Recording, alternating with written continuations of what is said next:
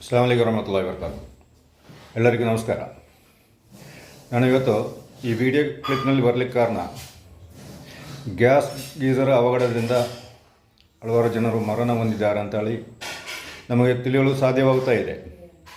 ಆದರೆ ನಾವು gas geyser ಯಾವ ಥರ ಉಪಯೋಗ ಮಾಡಬೇಕೆಂಬುದರ ಬಗ್ಗೆ ನಾನು ವಿವರಣೆಯನ್ನು ನಿಮಗೆ ಕೊಡ್ತಾ ಇದ್ದೇನೆ. ನಾವು ಬಾತ್ರೂಮ್ನಲ್ಲಿ ಗ್ಯಾಸ್ ಗೀಸರ್ ಯೂಸ್ ಮಾಡುವಾಗ ಬಾತ್ರೂಮ್ನಲ್ಲಿ ಓಪನ್ ವಿಂಡೋ ಬೇಕು, ಇಲ್ಲ ಅಂದರೆ ಎಕ್ಸಿಟ್ ಫ್ಯಾನ್ ಬೇಕು. ಈ ಎರಡೂ ಇಲ್ಲದೇ ಇರುವ ಅಂಥ ಬಾತ್ರೂಮ್ನಲ್ಲಿ ಯಾವುದೇ ನಿಮಗೆ ಅರ್ಜೆಂಟ್ ಅವಶ್ಯಕತೆ ಇದ್ದರೂ ಇಲ್ಲದಿದ್ದರೂ ನೀವು ಬಾತ್ರೂಮ್ನಲ್ಲಿ ಗ್ಯಾಸ್ ಗೀಸರ್ ಯೂಸ್ ಮಾಡಬಾರದು. ಯಾಕಂದರೆ ಅದರ ಪೊಲ್ಯೂಷನ್, ಹೊರಗೆ ಬರುವಂಥ ಅದರ ಅನಿಲ,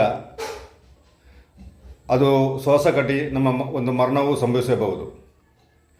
ಅದಕ್ಕೆ ಬೇಕಾಗಿ ಮಾಡುವಂಥ ಒಂದು ಕೆಲಸ ಅಂದರೆ ಓಪನ್ ಡೋರ್ ವಿಂಡೋಸ್, ಇಲ್ಲಾಂದರೆ ಎಕ್ಸಿಟ್ ಫ್ಯಾನ್. ಇದು ಕಂಪಲ್ಸರಿ ಬೇಕು.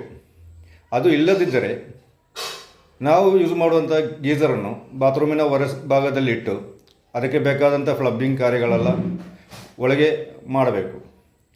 ಈ ಎರಡು ಮಾಹಿತಿಯನ್ನು ಎಲ್ಲರೂ ಸದುಪಯೋಗ ಮಾಡಬೇಕಾಗಿ ನನ್ನದೊಂದು ಅಭ್ಯರ್ಥನೆ. ಯಾಕಂದರೆ ನಾನು ಈ ಗ್ಯಾಸ್ ಗೀಸರ್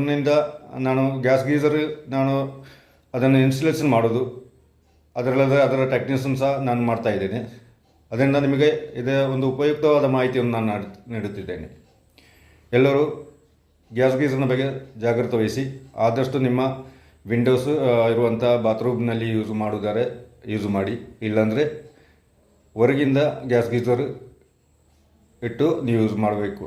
ಆಗ ಅಪಘಾತವನ್ನು ನಾವು ತಡೆಯಬಹುದು.